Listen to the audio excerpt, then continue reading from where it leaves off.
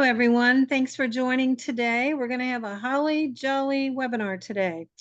First, I want to let you know I am Peggy West. I'm your host for the webinar today. And we have the presentation on will, trust, and incapacity planning today by Dalia, Anise. I want to just say to you, I appreciate you supporting the webinar, and also I want to thank my sponsors and also the moderator, Brian. Brian, you can wave. Yes, that's Brian. Thank you so much, Peggy. You're certainly welcome. Okay, today's seminar is a little bit different. It does not offer the managers a CEU course, but I just thought it'd be nice to end the year with something different, something fun, something we all need to know. So let's get started. I want to announce some housekeeping things. We have to put your questions into the Q&A box. Also, if you want to just make a comment, sometimes the sponsors will put their contact information in the chat box. So questions in the Q&A, comments in the chat box. The other thing I want to mention is that following the course, you're going to receive a sponsor sheet with everybody's contact information. It'll be their name, their email address, and their phone number. And your attorney today, Ms. Dalia, is going to have a special email coming out to you with some added ways and more convenient ways to make an appointment with her on her calendar. This is also being recorded, and we are going to offer it on the YouTube. And we will also be recording your questions. So if for some reason we don't get to all the questions today, if you would please put your name, your full name, into the Q&A by the question, then afterwards she'll be able to figure out how to get a hold of you from registering.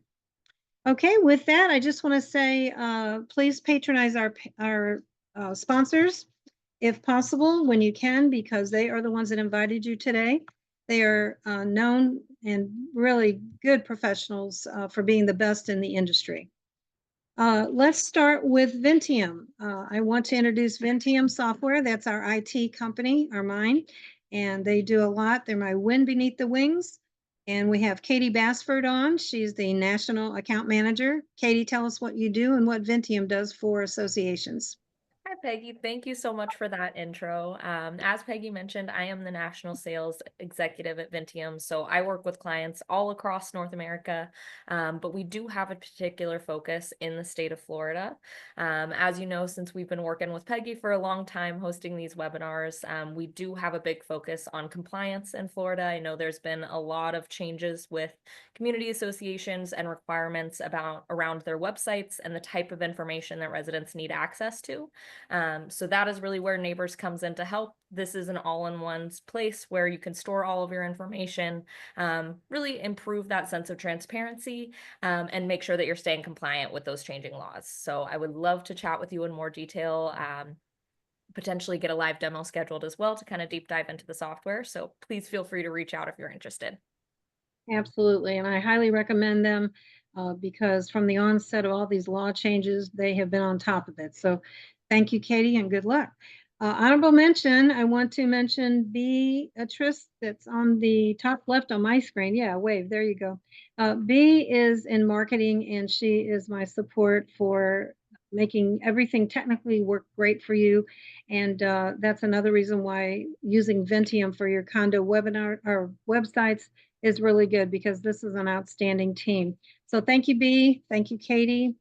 And I want to move on to the next, she's not on. Let's see, let's circle back. Maybe she's going to get on, but the paving lady, Dawn Miller. Let's see. Next, I want to introduce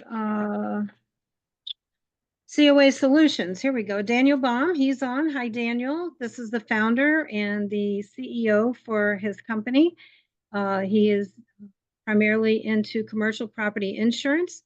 I'll let you say more. Tell us about yourself. Thanks, Peggy. Hi, everyone. Happy holidays to all. This is probably our last webinar beforehand, so let me be the first, if not Katie Hedder probably already did. Wish you guys a happy and healthy holiday to everyone. Happy New Year as well. So my name is Daniel Baum. I am the CEO of COA Solutions of Florida. I specialize in commercial property and casualty insurance for condominiums, HOAs, and multifamily property. Very simply, I look at my responsibility to my clients as to find you the least expensive coverage possible and try to save my clients as much money as possible on their condo and HOA, on their property, and casualty general liability insurance. And I'll just say one thing, not to get too long-winded here, but I've been extremely surprised this past month. We've had several carriers who have been competing against each other for business. And we even have situations now where they've dropped their prices significantly from where they were last year. And that's the very first time I've seen that in the last 2 years. So I am extremely optimistic for 2025. And if any of you have insurance coming up for renewal and you're not seeing some, at least to remain flat, but possibly even to be going down, I strongly recommend you give me a shout. I can take a quick look and see if there's something out there and give you guys some direction on that front. That's it for me. Thank you so much. Have a great webinar, and I look forward to seeing you all in 2025. Peggy, you're muted here. Sorry about that. I'm talking to myself. But thank you. That's a great introduction. And he does a lot more than just insurance. He is all-around support for a lot of things for the condominium associations in the area of financials. So Daniel, thank you for that. Next, I want to introduce Brian Rammel. He's our moderator for today. He's with United Professional Engineering. Brian, tell us about yourself and how well your company is doing. You're on fire. Appreciate it. Thank you so much, Peggy. Excited to be here on the webinar and to be moderating today. We are a structural engineering firm. Like Peggy said, I'm with United Professional Engineering. We've been in business for about 20 years. The CEO, his name is Carmelo Giglio. He is one of the most professional people I personally have worked with and for. Our name is, United Professional, and we really stick to that. In a world where, not all opinions are the same, and as I'm sure we all know here, working at condos, there's a lot of work to be had on buildings. We specialize in condominium and concrete restoration. Carmelo is set to be the president of an organization called Florida Structural Engineering Association for the 2025 calendar year. So he is really a thought leader and one of the smartest engineers in the local market. If anybody has questions or needs a structural engineer, I would love to be of service. I've gone ahead and dropped my email as well as my LinkedIn in the chat below. And I look forward to taking on the questions today and seeing if we can help out however we can. Thank you so much, Peggy. Okay, you're welcome. And thanks for moderating. I just want to say also, Carmelo is in the top 26 in the whole state of Florida. I think there's about 30,000 engineers, and he is an advisor to the governor. So very well respected and one of the top people to work with for your milestone inspections and all these things that you need for your condominiums. Okay, I'm just going to mention these other sponsors. I'm not going to do any introductions. They didn't give me anything to say bio-wise, but reach out to them. They're all great professional people. I have the Hafer Company CPA service. They have 4 offices around the state of Florida. I'll just say a little bit. They're outstanding in audits, and you're coming up to the end of the year. So if you're looking around, please consider them. Next, I want to mention Benjamin Moore. It's one of the top painting companies in manufacturers in the United States. So we have a great representative down here, Rudy Forehand. Rudy's excellent to work with. Then we also have PD concrete specialists, and they're also painters, and they do waterproofing and a number of other things. So the contact there is Daniel Pena. He is the president. He's very involved in his company, and he'll definitely take your call for solutions. Next, I want to mention First Citizens. This is a bank that is being represented by Jamie Gelfand. Jamie is a vice president, and she's also the sales officer for Southeast Florida. She has, I don't know, I'm going to guess 30 years, 40 years experience with association banking, and she'll give you a good deal, and she'll help you set up a reserve fund to fall back on if you need it, because right now, you're gearing up for your new reserves. So good luck with that. I want to also mention the paving lady. They do an outstanding job from Orlando down to Miami area, and I think they're starting to creep over to the other side of the state. So the paving lady's been around for a long time. I'd say at least the owner's been around for at least 30 years, Mara. But the next one I want to mention is City Quiet Windows and Doors.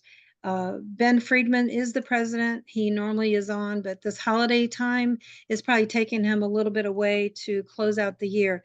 But City Quiet Windows and Doors, again, very professional. So with that, I'm going to have the pleasure of introducing Dalia. Dalia Anise. She's the attorney that's going to speak with you today. She's got a lot of experience, and she will lead the way. So introduce yourself, please. And we'll mention Colleen is your assistant. Okay. So thank you, Peggy, for this opportunity. I really appreciate it. And Brian, thank you for moderating. So again, my name is Dalia Anise. I am an estate planning attorney with Legacy Life Plan. I'm also the founder of Legacy Life Plan. So I would like to share my screen so we can go through the PowerPoint. Give me 1 second.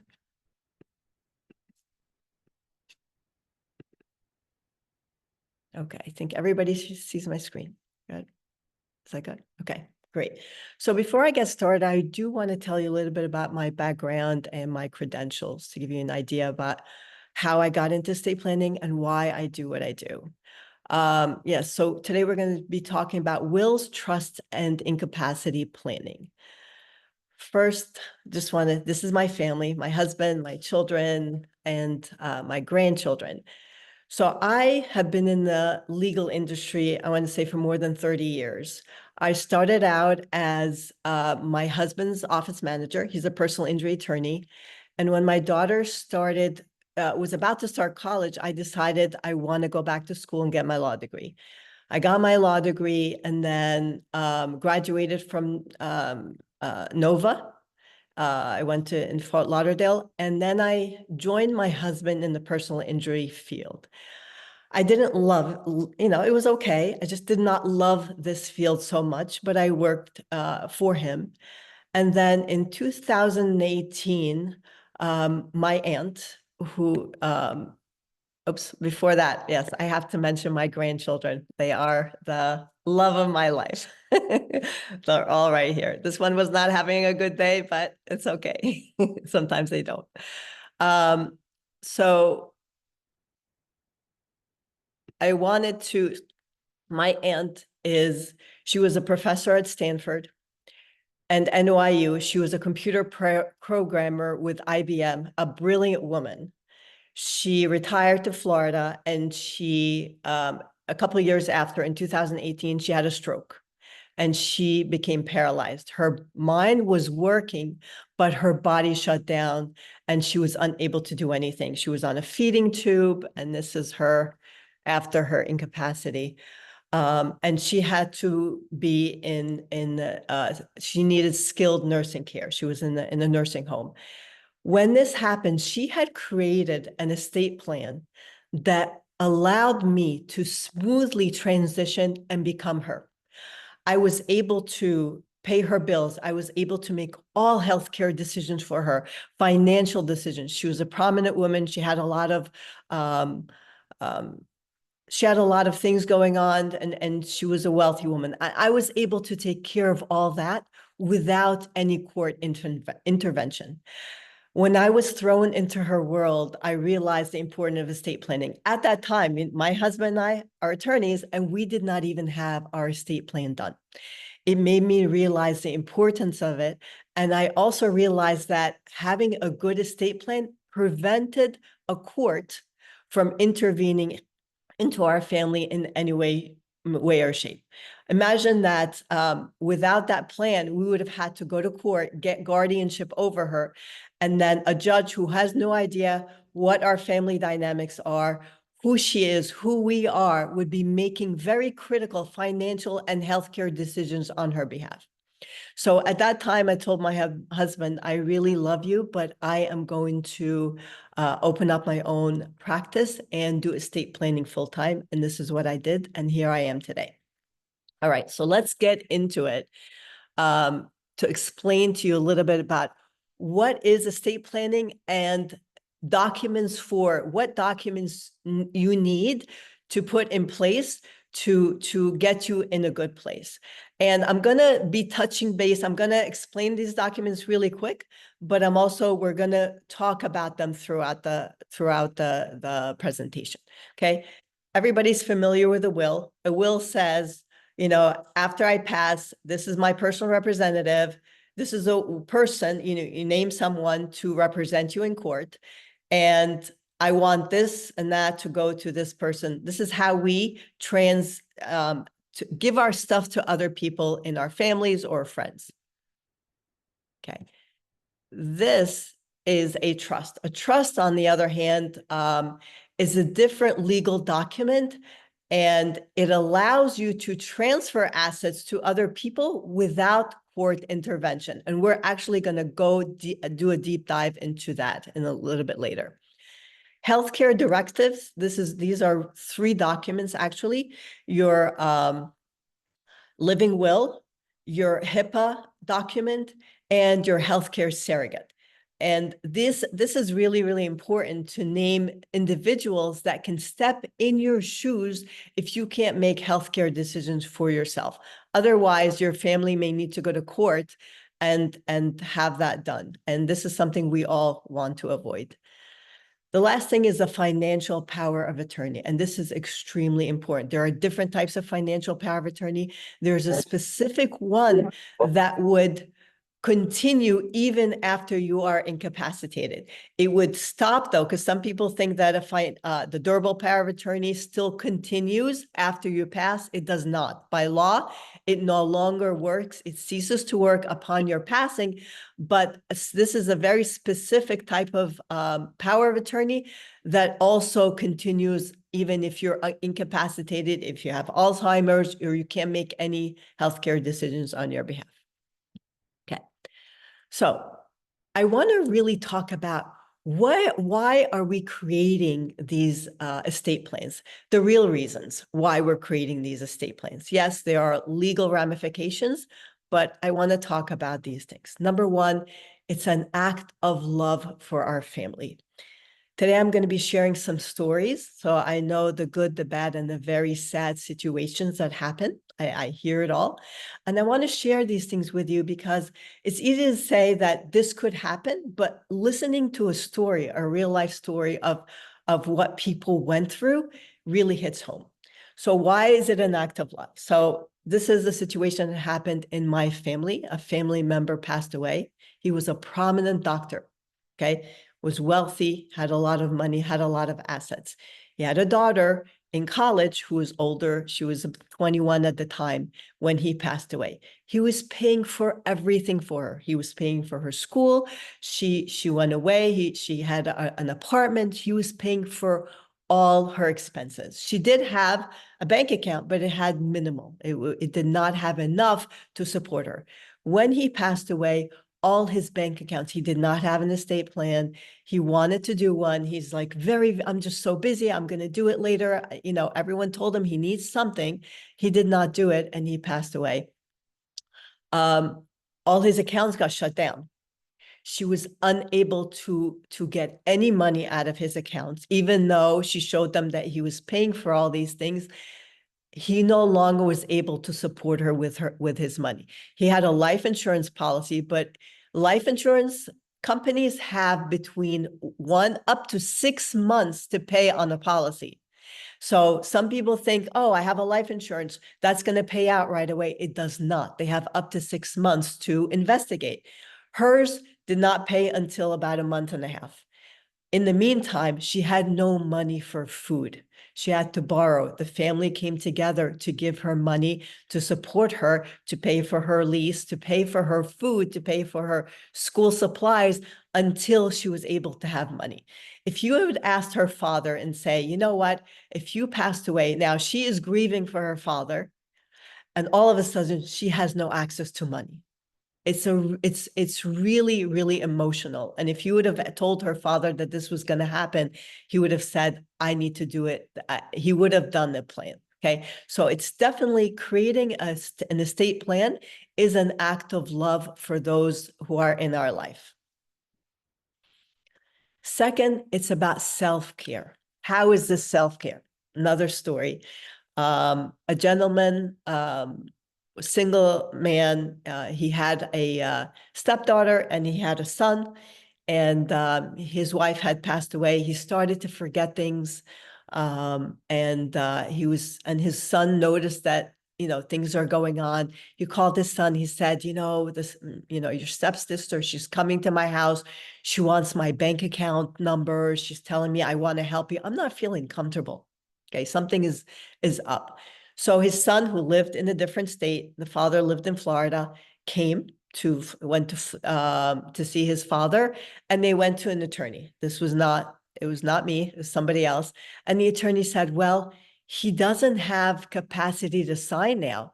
In order to sign documents, there is a point of no return. Once you don't understand the documents you're signing, then you can't be signing these documents. And notaries also, they ask questions and so forth.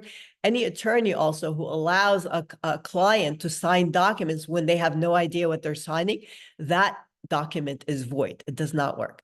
So the attorney said, right now we need to go to court and get guardianship. So guardianship is a very difficult process.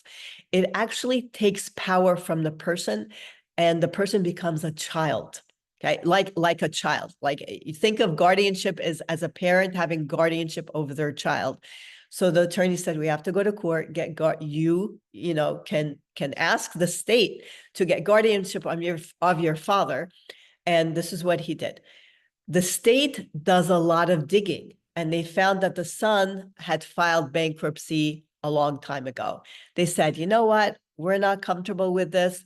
We're going to put a court-appointed guardian that will take care of your father. Of course, this is very devastating. Now, all his father's money and all his healthcare decisions are made by someone who's appointed by the court, and this someone also gets paid a lot of money. Okay, so they did not have his father's well-being in place. They put his father in a really bad institution. The son tried to get him out, change everything. The court refused anything that the son was saying.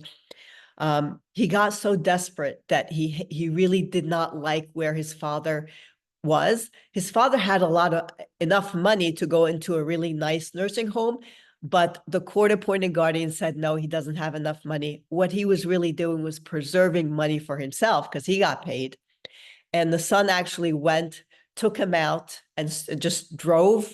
The nursing home realized that his son took him out. They charged him with kidnapping, brought in the father. It was a really, really difficult situation. Eventually, the father passed away, and all the money went to this court-appointed guardian.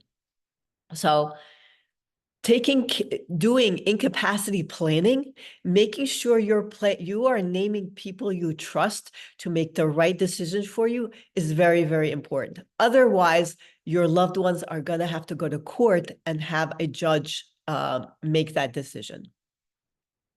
The last thing is about control. Okay. A lot of people have control issues. We want to be in control. I am one of those people. I love being in control. I want to make sure everything goes the way I want it to go. We work hard for our money. We want to make sure that the money is going to the people that we want it to go to. And my story to you is this situation where grandfather, he had a lot of grandchildren, but he said, the oldest granddaughter is going to get my house. Everybody loved her. The whole family was okay with this. And grandfather died. He wrote it in his will that his granddaughter gets the house. She got the house in her name. She was married at the time. She didn't have any children, but a couple of years later, granddaughter died. And everybody was sad. Guess who inherited the house? Her husband inherited the house from her, and her husband remarried. And the family said, you know, now the house is going to people who are not even related to the grandfather. What do we do now? They went to the husband and he said, you know, that's not what the grandpa intended. We want the house back. And he said, no. So too bad. I own the house. They tried to go to court and the court sided with the husband. And the home was inherited by people though they don't even know.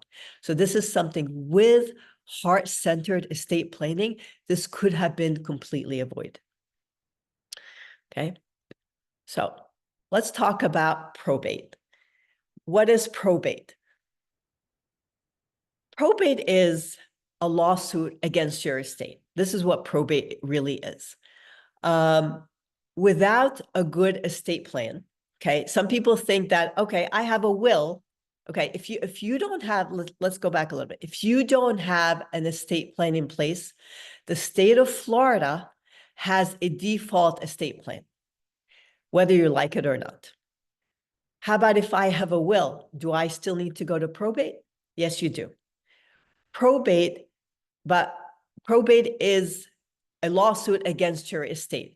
What it really does is announce to your creditors that so-and-so died and come and take the money that you're owed, okay? Whereas I want to explain a little bit, whereas if you have a trust, okay, a trust is a very private matter, okay, it's a very private document, whereas a will is public, it goes into your public record, into the public record. And if you have a trust and you have creditors, generally the family can negotiate with the creditors to bring those down. So if there's credit cards and so forth, the family can generally negotiate. But when we put it out there, by opening a probate case, we also announce it and the creditors find out that so-and-so died. And now it's like, let's go and get that money from them, okay? It takes about 3 to 6 months. So in order for money to be available, it takes quite some time. Whereas if you have a trust, the successor trustee can step in and take care of bills. So let me give you an example. If I passed away yesterday, I own a home. Insurance has to be paid on the home. There's upkeep in the home. There's there are bills that need to be paid. So imagine if all my accounts are shut down and now my loved ones, they have to pay it from their own money, from their own assets till they are able to receive money from either life insurance or the court allows them. So with a will, there's actually a lot of limitations as to the availability of the money for the loved ones, also for funeral expenses and so forth. It also costs about 3% of your assets. This is what attorneys charge. So where did I get that percentage? It comes from a statute. So there's a Florida law that tells attorneys how much they can charge for probate, because going to court is not fun. Attorneys don't like it. There's, it's not an enjoyable, although I know some attorneys, the rare attorneys, enjoy court, but generally most attorneys don't. And Florida, they created this law because they know all the hoops and all the work that needs to be put into filing for probate. So they actually tell attorneys how much they can charge. So let me give you an example of the cost of probate. This is something I put together. Let's say the estate is about $1 million worth of assets. The cost of probate, the attorney fee, is $3,000. There's also court fees. There's other things that need to be done if you hire a CPA to create a ledger and so forth. There's a lot of other costs. Whereas if you there are ways to create an estate plan so that assets pass, number one, without court interference and smoothly and in a very cost-efficient way. Another thing is that minors in Florida cannot inherit money. Okay. How about if, for example, if I leave money to a minor and that minor has a parent, okay? So if maybe a couple are divorced and the father is leaving, passes and he's leaving money to the minor child, anything under $15,000, even if the other parent is alive, has to go through the court system. The court monitors the money. The mother has to file a ledger every single year. The court can interfere and say why this money is being spent on this or that. So there's a whole lot of court interference if a minor is receiving money. And at 18, they get all the money. So imagine if this father also had a life insurance policy for $1 million. And now at 18, this 18-year-old is getting $1 million cash in their hands. As we know, 18 is a number. It's not a sign of maturity. And I have seen people in my life, family members and other individuals who've received as little as $30,000 in inheritance, left their college, spend it all on their friends and partying, and lost it all, okay? Also, just to give you an idea of what statistics are saying, 70% of inherited money is lost within the first generation that gets it. So within the second generation. So if that's a whole lot, 70% is lost. And by the third generation, 90% of the inherited money is lost. Okay. Now we're going to talk a little bit about, later on about this matter and this issue and how to prevent it. Another thing is that if we don't create a good estate plan, our assets can wind up with the state. So the Florida Department of Unclaimed Funds right now has $2.9 billion. And this money does not belong to the state of Florida. Most of the money belongs to people who passed and their family had no idea where the money was. So part of a good estate plan is creating that ledger of what you have and allowing you to have that ledger so that if something happens, your family members can step in and know where your assets are. So now I want to talk to you about trusts, not just trust, a fully funded living trust. So I'm gonna give you an example. So imagine with me, you decide to go to the supermarket and you say, I want some items, but I'm not going to take a shopping cart. So you have your eggs in your hands, you have your bread, you have a glass jar, you're walking in the store with all these items in your hand and you slip. What's going to happen to all these items? These items are going to fly in the air, crash on the floor. It's going to be a big mess. Let's compare that to going in the store and getting a shopping cart and putting all your stuff in the cart, okay, in your shopping cart, and you're walking and you fall. What happens to your stuff? It's still protected. It's still preserved in your shopping cart. And someone else can come in, step in your shoes, and push that cart, okay? This is what a trust does. It allows you to retitle assets in the name of your trust. And if you become incapacitated, there's a successor trustee that steps in and manages everything for you. All your assets, everything is safe. Upon your passing, a successor trustee steps in and honors your wishes to the T. Okay, and this is where the control part comes in, and this is where the self-care comes in, and this is where all doing this for our loved ones come in.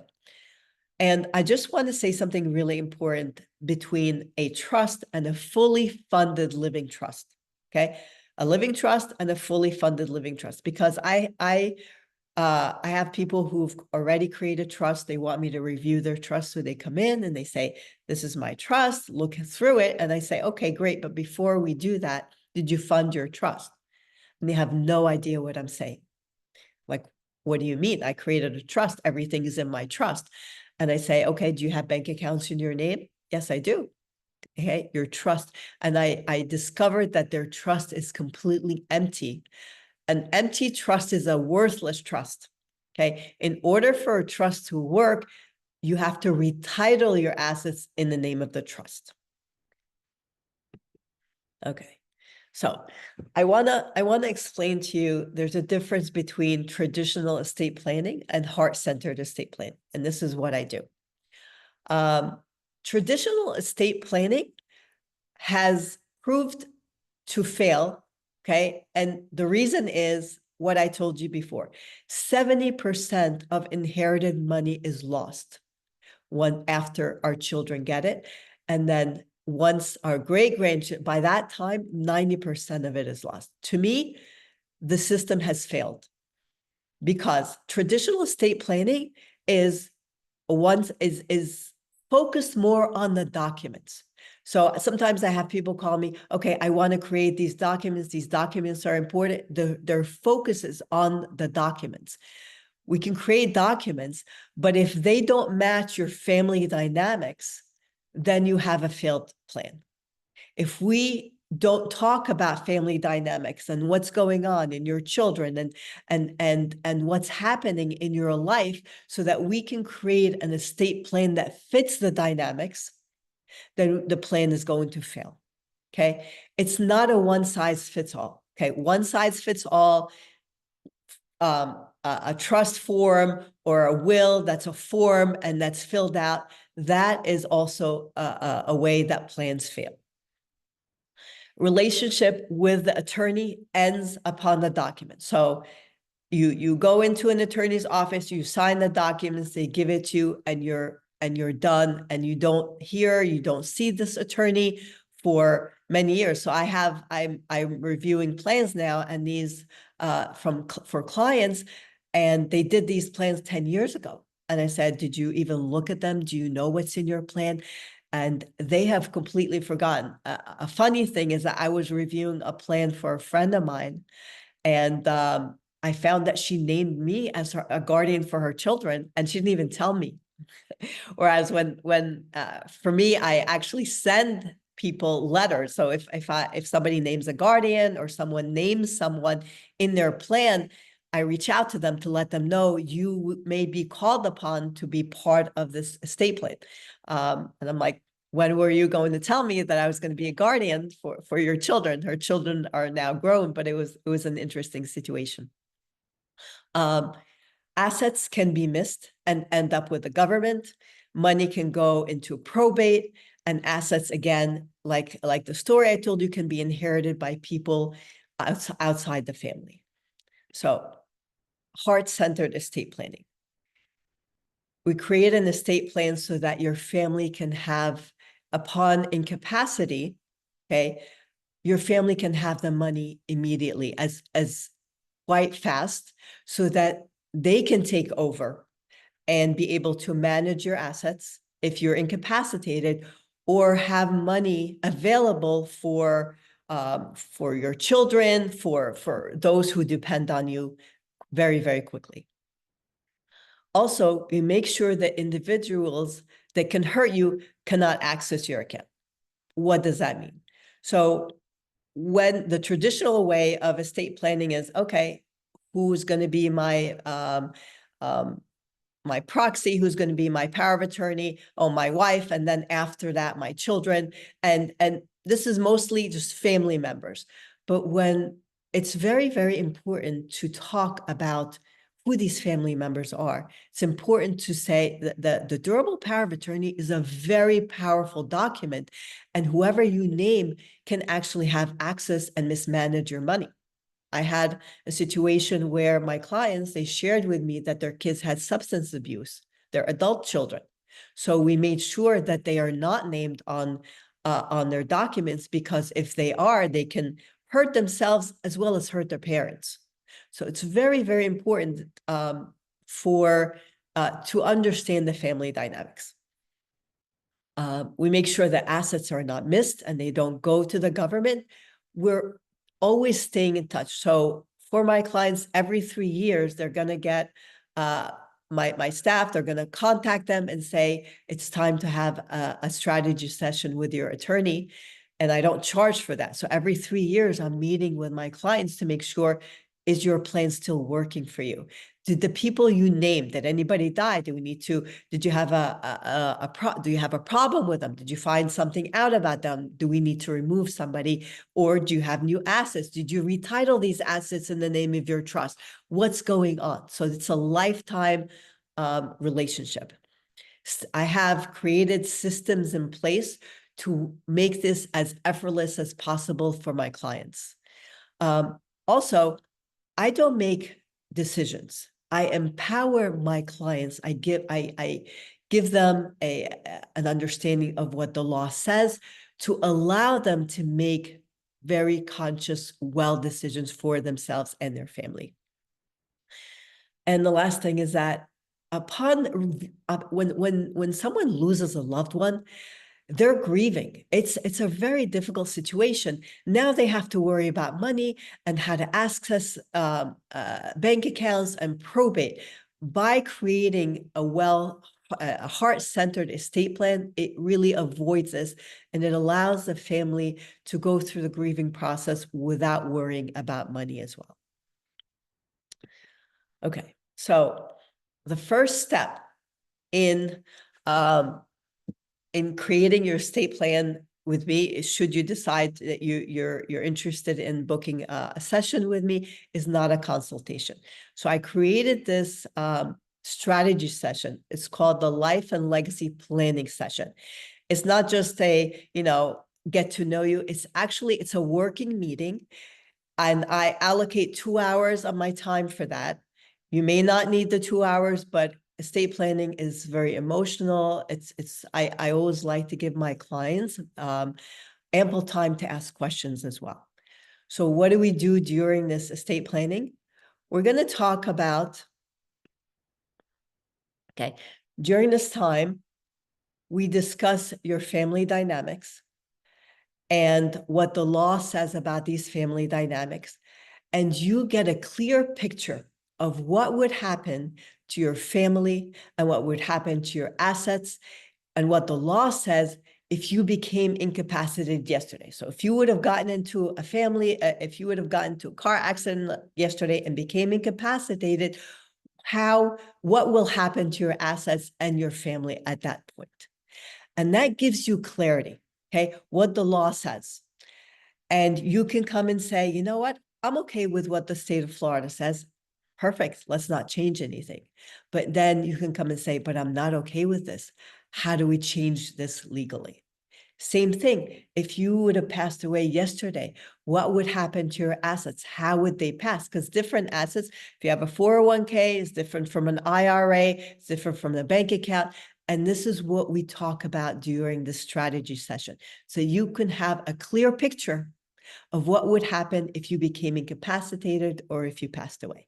And from that knowing, you make educated decisions for yourself and your family. During that session too, you were going to get, I have different planning levels, and everything is flat fee, and everything is upfront. So you will know exactly how much this will cost you and your family.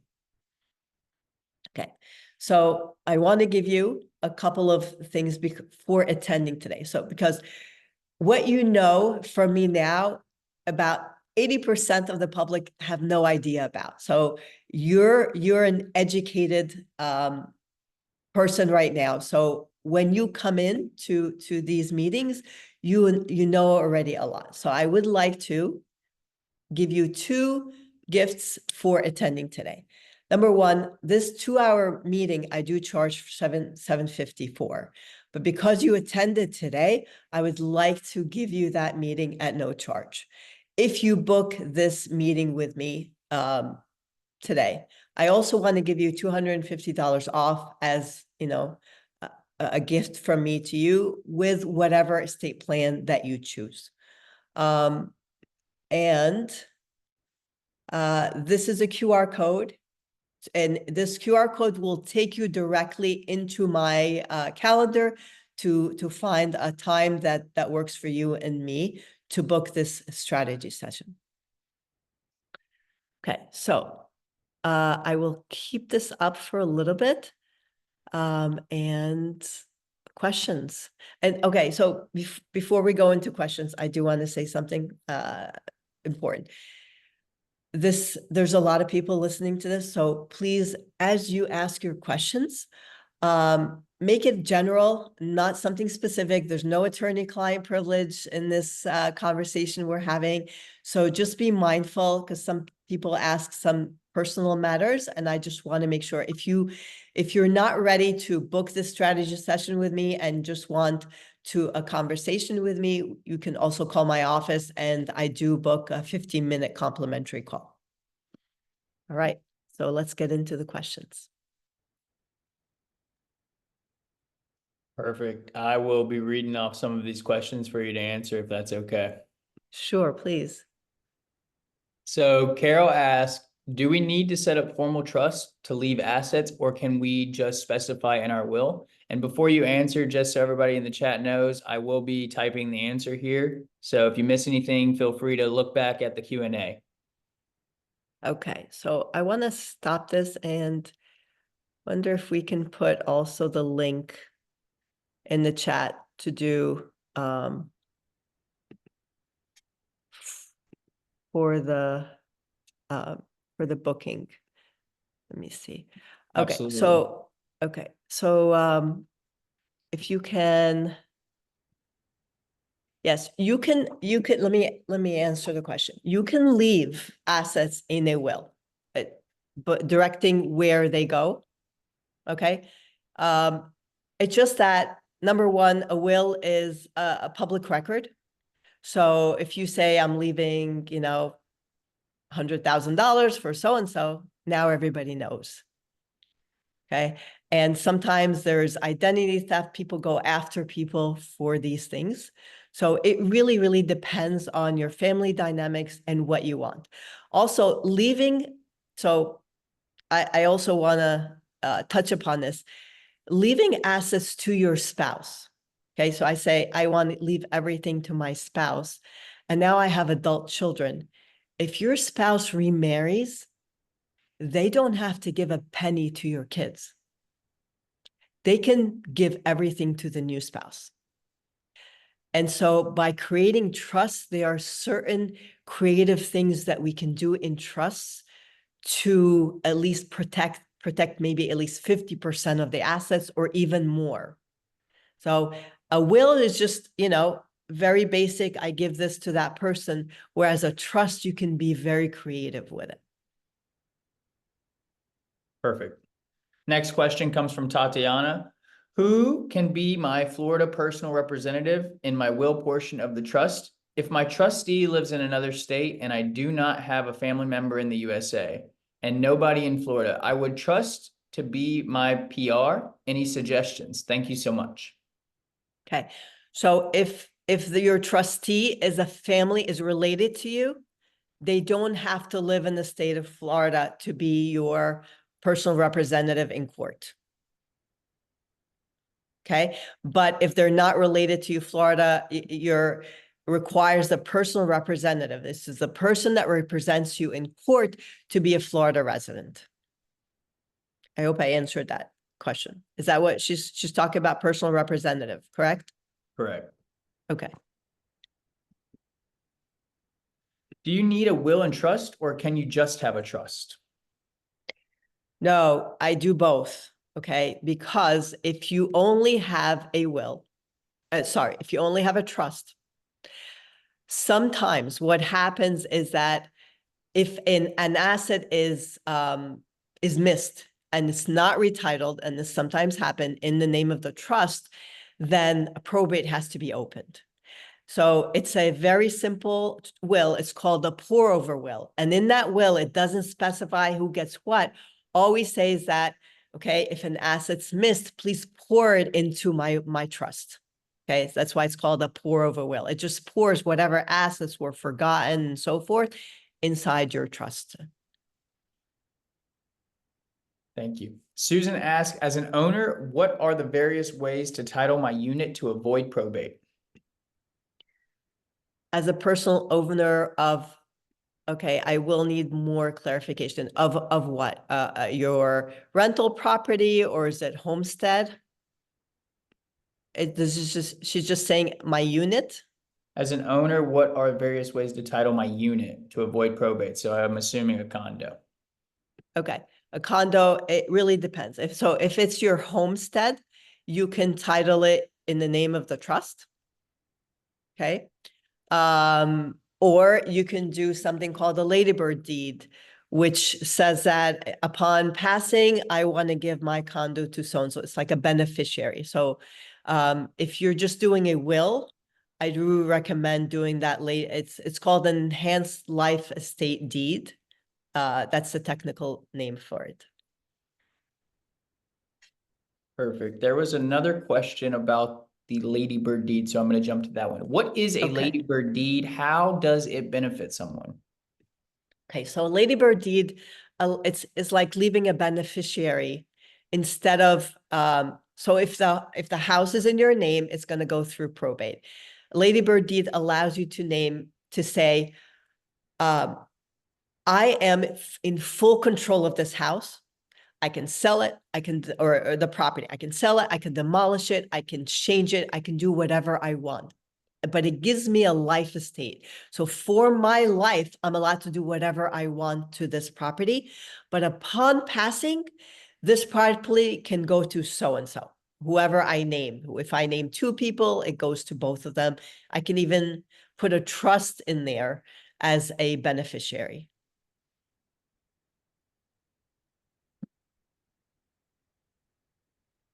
Perfect. John has a comment. I think it's something we all agree with. This has been very eye-opening. We appreciate your time today. And they're asking if the slides will be available after the presentation. Well, the presentation is gonna, I think Peggy, correct, they're gonna get it as an email already, correct? Yes. Okay, so you'll have it. You'll have the presentation, you'll have the Zoom meeting. And I'll also send your link and your QR again to everybody. Okay, great, thank you. So good news, John, you're going to get those slides. Gloria asked, do you have to be wealthy to do this? Can you just have a few assets? It really depends. So I have a client who's a single mom. She doesn't own a home, but she's got young kids, and she really wanted to do an estate plan to make sure her kids are protected. Something else that I do is a children's protection plan for minors as part of planning as well. It really depends on your family dynamics. You can put beneficiaries on your account, but understand that if that beneficiary passes, then things are going to go through probate. There's just a whole lot. This is something that I would need to have a conversation with you to get a better understanding of your family dynamics and situation. Perfect. Michael asked, do you recommend naming a qualified trust as contingent beneficiary for an IRA and 401k if my spouse predeceased me? It also depends. If you're doing a lifetime asset protection trust in your trust for successor beneficiaries, then yes. If you're just saying maybe outright to my children already in the trust. So if the reason you're creating a trust is to avoid probate, okay, for the IRA and 401k, then you may just put your children. But if we're creating asset protection, which is another layer of protection inside your trust, then you do want to put the trust as beneficiary, because that creates a shield against your children's creditors. So if your child has a failed marriage or gets sued, that money they're inheriting would be sheltered. If it's in their name directly, it may not be. Very good. So I just discovered something new here, everybody. I was typing the first few questions, but there's a button that says answer live. And I think what this does is it captures Dalia's response for you to be able to go back and listen. So I'm going to continue doing that because Okay. it's a lot to type right now, and I don't want to be held accountable for any wrong information that I'm putting Okay. here. So Yeah, next, he yes, I'm an actually attorney, so he actually my answers are long, so sorry. he actually just says in front like, oh, this was answered live, actually types the answer, but it says, oh, we was answered in live. But perfect. the record will be available, even the questions. Well, good news, everyone. You're going to get the slides and the recording. So I know that a lot of people are absorbing this. The questions are flying in here. So let's keep going here. Another question came in. It says, can I just put my sister or my brother name on my bank accounts and title it to my APT? I'm not sure what APT stands for there. I don't know what she means by APT. Okay, so Apartment. if I'm hearing the what? Apartment. So let me Okay. reread the question here. Okay. The question is asking, can I put my sister's or my brother's name on my bank accounts and title it to my apartment? Okay, so let me give you a story that will hit home about including people on your bank account. I had a woman call me and tell me, I want you, and putting people on your bank accounts and property. She said, I want you to remove me from all my dad's rental property. And I said, why? And she said, well, my husband had a car accident and he killed somebody. And I am on he's on my, we're both on the insurance policy. And now they're going after all my dad's assets. And I said, unfortunately, I can't do that. You can't do that. This would be a fraudulent transaction. It's too late. And so I never advise anyone to do not put people on your bank accounts. Do not include them on your property. Their problem is going to be yours. Okay. Create incapacity planning. It will allow them they can take that durable power of attorney to the bank, and the bank needs to go through their legal department, but then they will have access without you having the liability.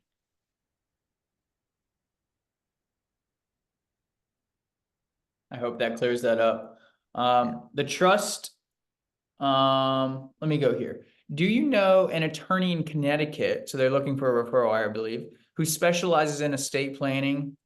We are a CPA firm, and we're looking for an attorney in Connecticut who has extensive experience. So maybe that's something you want to answer here live, or you can answer this offline. If you can put your information, I have colleagues all over the US, and I can, I have a networking group that I can ask, and they're all great attorneys.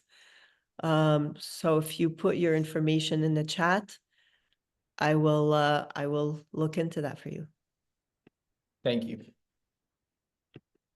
You're welcome. Another one coming in from Megan here. If we are on Gulf Coast, do you have a Tampa-based office or do you work via Zoom? I can work remotely. I'm licensed in all of Florida, and I have clients all over Florida as well. I'm licensed in New Jersey, but I don't practice there. I like to be in Florida. Don't we all? Yes. You and the rest of New Jersey, it seems like. Yes, In yes. Florida. Moved from there so- 30 years ago and never looked back. So someone's asking, do a husband and a wife need their own individual trust, or should they share one, or can they share one? It depends. So if most of their assets are titled jointly, we could do a joint trust. But if most of their assets are individually, we may need to do separate trusts. Also, again, depends on the family dynamics and what's going on.